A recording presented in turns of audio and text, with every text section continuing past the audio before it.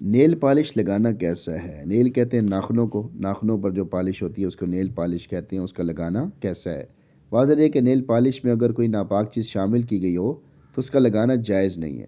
اگر اس میں کوئی ناپاک جز کا استعمال نہ کیا گیا ہو تو اس کا لگانا جائز ہوگا، لیکن چونکہ نیل پالش لگانے کی وجہ سے ناخنوں پر تہ جم جاتی ہے تو ایسی صورت میں وضو ٹوٹ جانے کے بعد نماز وغیرہ کے لیے وضو کرنے سے پہلے، اسی طرح حیض و نفاس سے پاک ہو جانے کے بعد یا غسل جنابت کے دوران نیل پالش کو ناخنوں سے ہٹانا ضروری ہوگا، ورنہ طہارت اور پاکی حاصل نہیں ہوگی۔ قرآن کریم میں اللہ تعالیٰ کا ارشاد ہے، یا ایھا الذین آمنوا اذا قمتم الی الصلاۃ فاغسلوا وجوہکم وایدیکم الی المرافق وامسحوا برؤوسکم وارجلکم الی الکعبین۔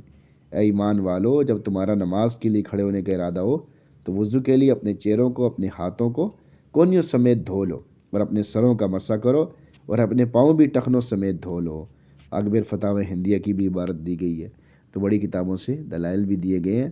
تو اس بات کو واضح کیا گیا ہے کہ پھر وضو کا مسئلہ ہوگا، کیونکہ نیل پالش لگانے کی وجہ سے تہ جم جاتی ہے، تو اس تہ کے نیچے پھر پانی نہیں پہنچے گا تو پھر وضو بھی نہیں ہوگا، اور غسل فرض ہے تو پھر غسل بھی نہیں ہوگا۔